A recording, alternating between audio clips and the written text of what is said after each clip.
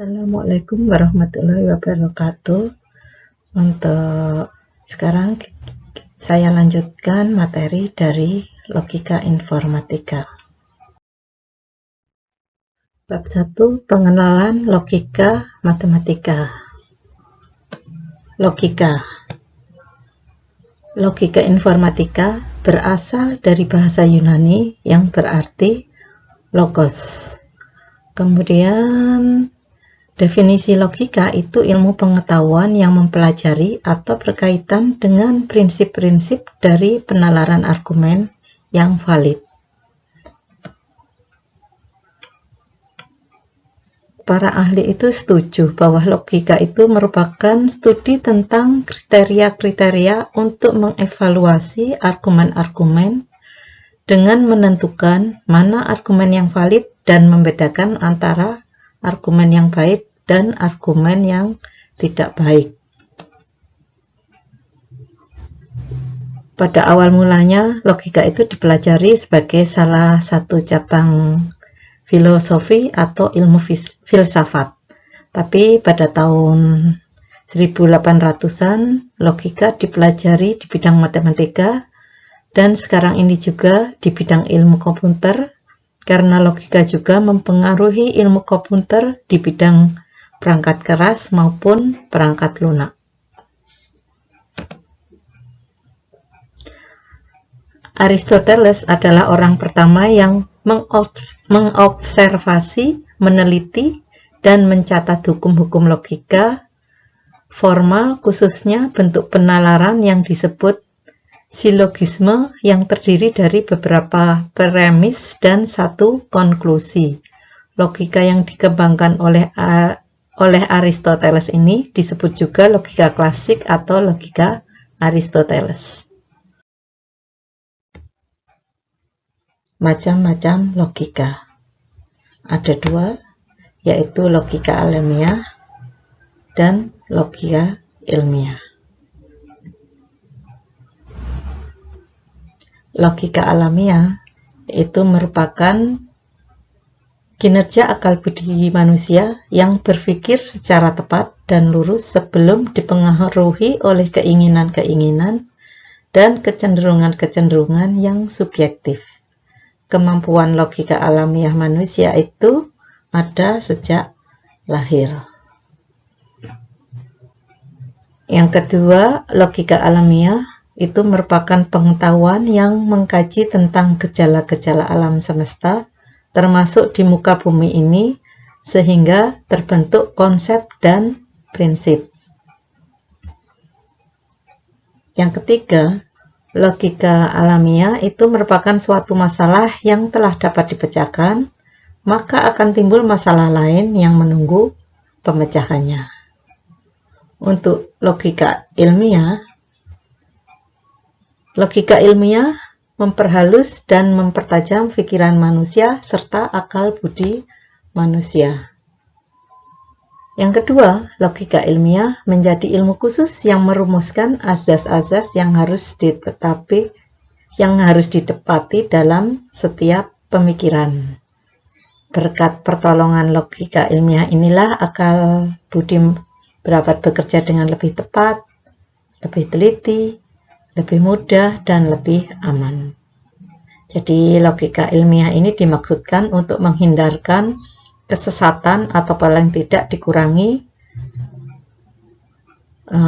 segala kesalahan ataupun kesesatan tadi itu. Yang ketiga, logika ilmiah dapat dikatakan rasional atau masuk akal karena dalam logika ilmiah telah ada akal sehat yang mendalami penelitian ilmiah dengan berbagai alasan yang berasal dari pemikiran itu sendiri. Manfaat logika. Yang pertama, membantu setiap orang yang mempelajari logika agar berpikir logis, kritis, lurus, tetap, tertib, metodis, dan koheren. Yang kedua, membantu berpikir secara abstrak, cermat, dan objektif. Yang ketiga, menambah kecerdasan dan meningkatkan kemampuan berpikir secara tajam dan mandiri. Yang keempat, meningkatkan cinta akan kebenaran dan menghindari kesalahan-kesalahan berpikir. Dan yang kelima, mampu melakukan analisis terhadap suatu kejadian. Tentang informatika. Informatika merupakan disiplin ilmu yang mempelajari tentang transformasi fakta berlambang, yaitu data maupun informasi pada mesin berbasis komputasi. Cakupan bidang informatika antara lain ilmu komputer, ilmu informasi, sistem informasi, teknik komputer, aplikasi informasi dalam bidang komputer bisnis, akuntansi, maupun ilmu komputer manajemen, dan lain-lain. Informatika mempunyai dasar-dasar teori serta pengembangan sendiri. Informatika bisa mendukung dan berkaitan dengan aspek-aspek kognitif dan sosial, termasuk pengaruh dari zaman teknologi yang semakin canggih ini. Jadi, agar tidak dipergunakan dengan tidak semestinya. Secara umum, informatika mempelajari tentang struktur, sifat, dan interaksi dari berbagai sistem yang dipakai untuk mengumpulkan data, memproses, dan menyimpan hasil dari pemrosesan data. Aspek dari informatika yang lebih luas adalah lebih dari sekedar sistem informasi berbasis komputasi saja, akan tetapi masih banyak informasi yang tidak dan belum diproses dengan komputer. Informatika mempunyai konsep dasar, teori, dan perkembangan aplikasi tersendiri. Informatika dapat mendukung dan berkaitan dengan aspek kognitif dan sosial, termasuk tentang pengaruh terhadap akibat sosial dari teknologi informasi pada umumnya. Aspek-aspek informatika. Yang pertama, teori informasi yang mempelajari matematis dari suatu informasi. Yang kedua, ilmu informasi yang mempelajari tentang pengumpulan, klasifikasi, manipulasi penyimpanan pengaksesan, dan penyebarluasan informasi untuk keperluan sosial dan kemasyarakatan secara menyeluruh. Yang ketiga, ilmu komputer dan teknik komputer yang mempelajari tentang pemrosesan, pengaksesan, penyebarluasan, dan apapun yang berhubungan dengan teknologi informasi sehingga dapat dikembangkan. Yang keempat, ilmu yang mempelajari logika buatan di bidang komputasi dengan mengembangkan dan memanfaatkan logika itu sendiri. Yang kelima, penggunaan informasi dalam beberapa macam bidang seperti bioinformatika, informatika medis, dan informasi yang mendukung ilmu perpustakaan merupakan beberapa contoh lain dari bidang informatika.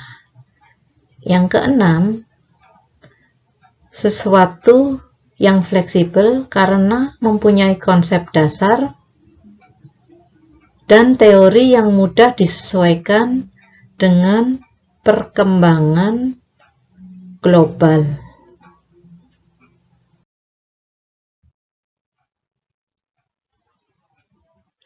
Premis adalah pernyataan.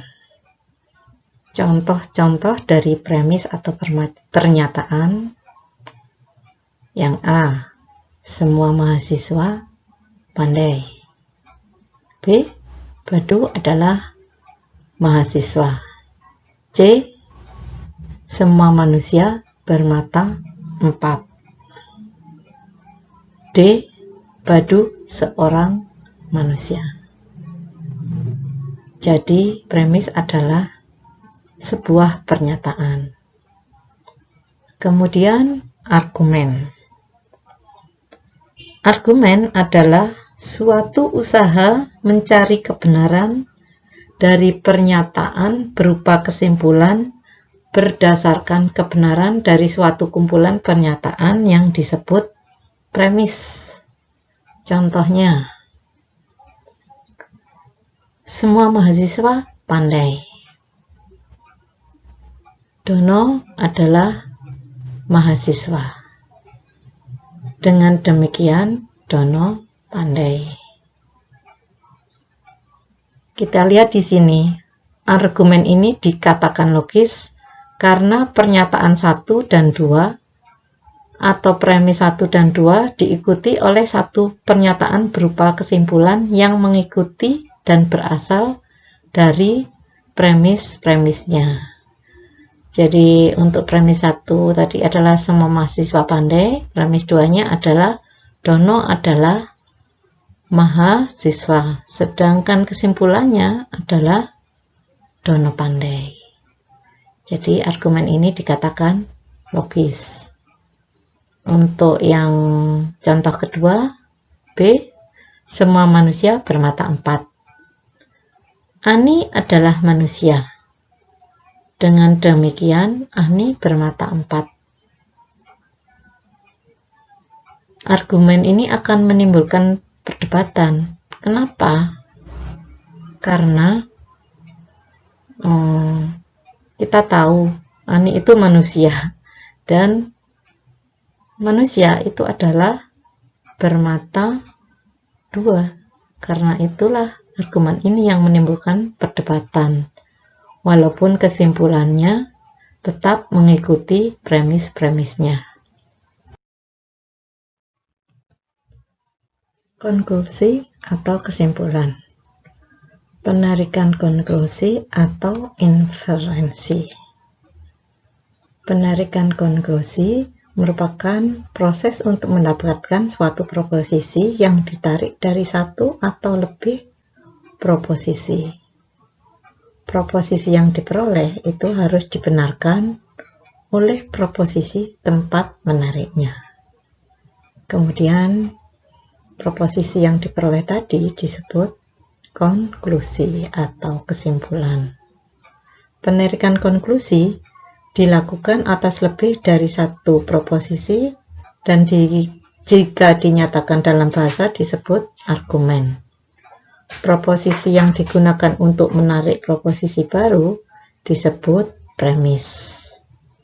Kemudian, proposisi yang ditarik dari premis disebut konklusi atau inferensi. Cara penarikan konklusi. Ada dua cara penarikan konklusi.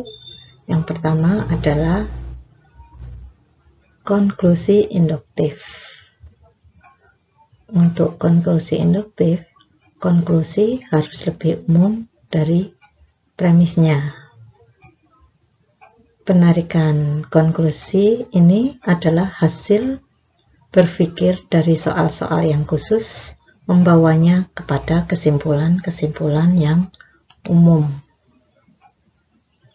Cara yang kedua adalah konklusi deduktif. Konklusi deduktif, konklusinya tidak mungkin lebih umum sifatnya dari premisnya. Jadi merupakan kebalikan dari konklusi induktif. Penarikan konklusi ini merupakan hasil proses berpikir dari soal-soal yang umum kepada kesimpulan-kesimpulan yang khusus. Untuk konklusi deduktif itu dapat dilakukan dengan dua cara, yaitu yang pertama dilakukan secara langsung. Itu syaratnya jika premisnya hanya ada satu buah. Yang kedua, konklusi deduktif dapat dilakukan dengan cara tidak langsung. Itu syaratnya jika proposisi atau premisnya lebih dari satu, dan jika konklusi itu ditarik dari dua proposisi yang diletakkan sekaligus, maka bentuknya disebut silogisme. Validitas argumen. Validitas yang logis itu adalah hubungan antara premis-premis dengan kesimpulan yang memastikan bahwa jika premis-premis benar, maka harus diikuti dengan kesimpulan yang benar, yang diperoleh dengan menggunakan aturan-aturan logika. Kesimpulan juga harus berasal dari premis-premisnya. Contoh yang pertama, semua mamalia adalah hewan berkaki 4. Semua manusia adalah mamalia. Dengan demikian, manusia adalah mamalia berkaki 4. Kita lihat di sini, argumen valid. Tapi premis pertama bernilai salah. Argumen tersebut dianggap valid karena kesimpulannya tetap mengikuti premis-premisnya. Yang B, ada jenis makhluk hidup berkaki 2. Semua manusia adalah makhluk hidup. Dengan demikian, semua manusia berkaki 2. Argumen valid, tetapi kesimpulan bernilai benar meski tidak mengikuti premis-premisnya. Yang C, semua mahasiswa datang kuliah tepat waktu. Budi adalah mahasiswa. Dengan demikian, Anita datang kuliah tepat waktu. Argumen tidak valid karena kesimpulan tidak berhubungan dengan premis-premisnya. Yang D, semua binatang dapat berenang. Nyamuk adalah binatang. Dengan demikian, nyamuk dapat berenang. Kita lihat di sini argumen valid, tapi kesimpulan bernilai salah karena premis pertama bernilai salah.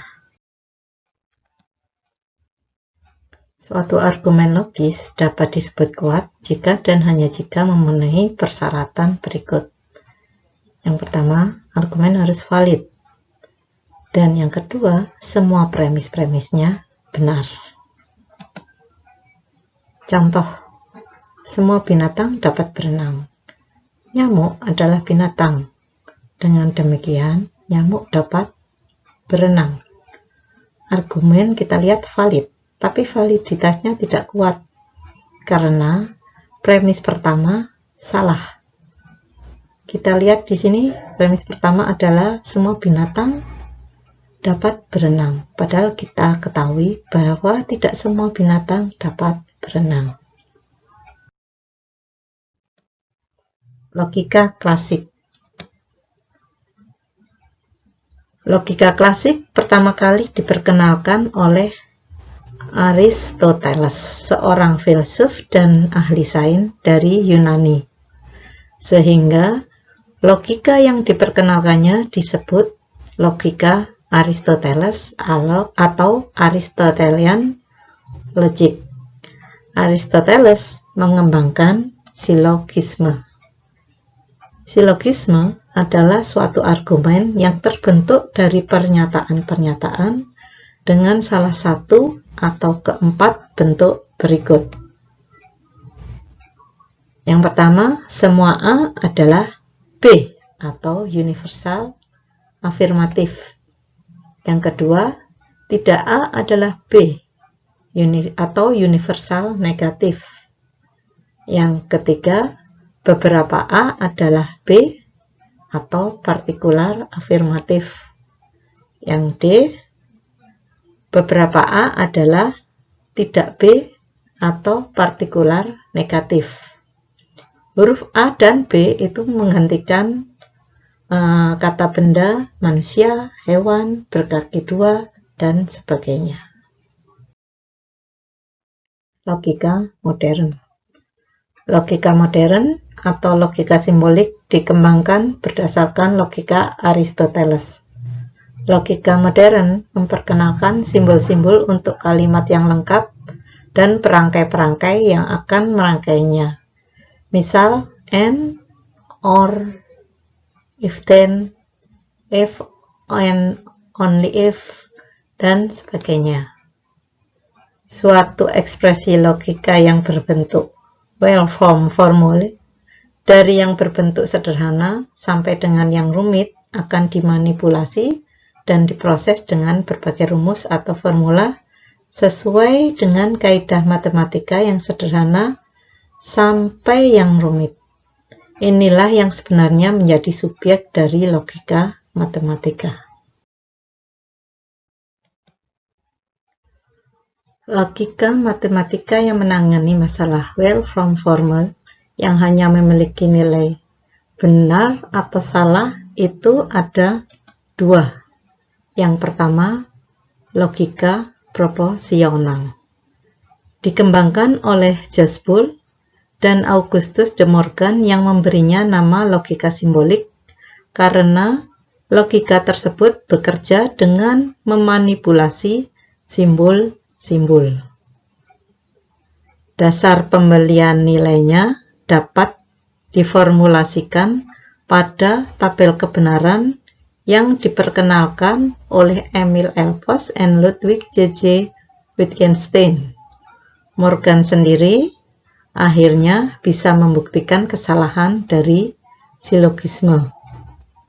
Fokus utama logika ini pada pernyataan-pernyataan yang dapat digolongkan dalam pengertian proposisi-proposisi.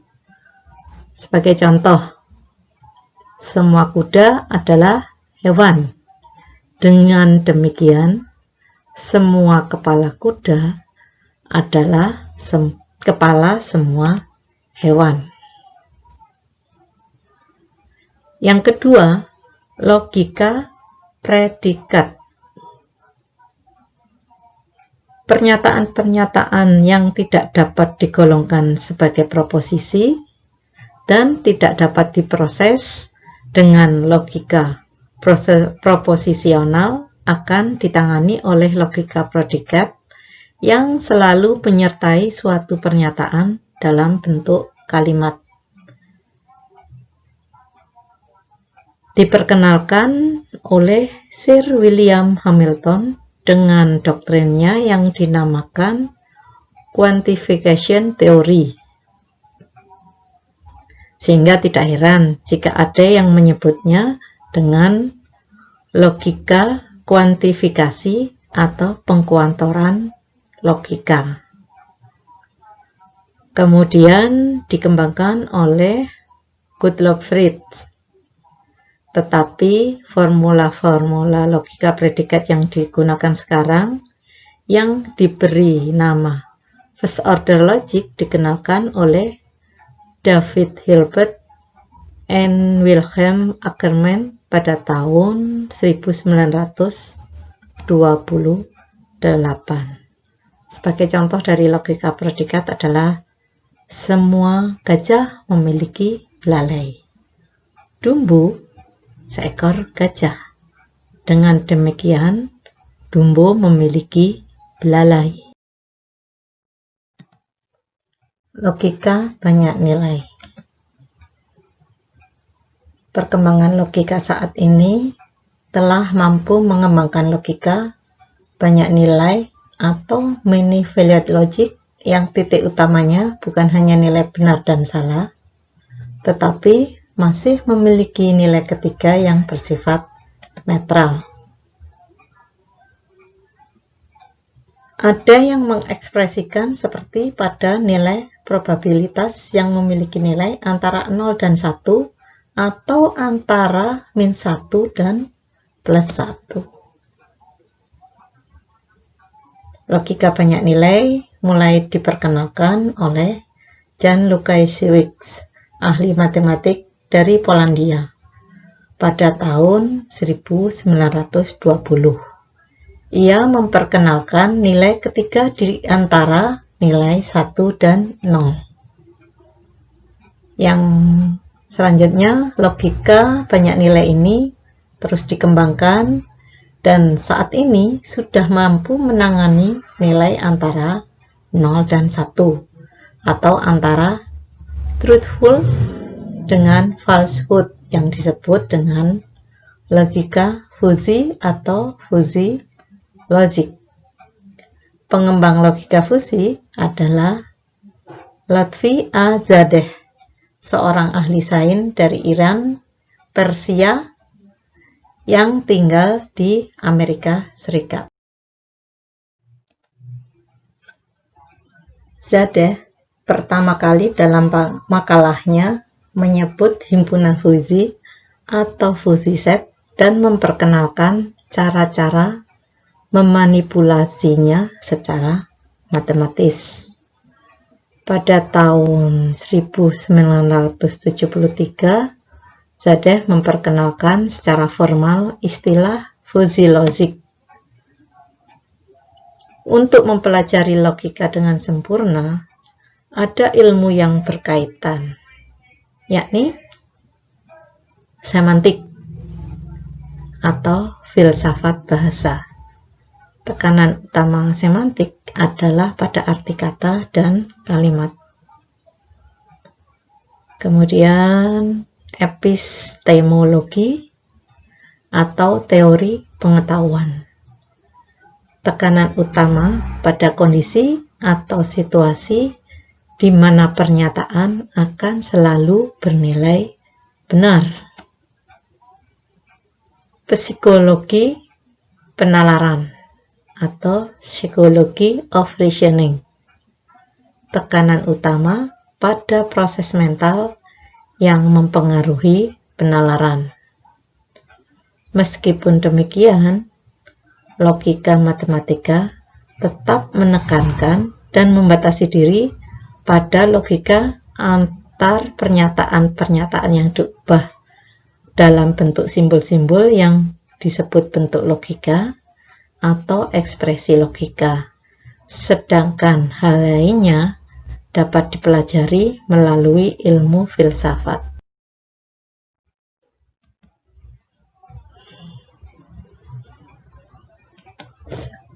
Terima kasih atas perhatiannya. Sekian, wassalamualaikum warahmatullahi wabarakatuh.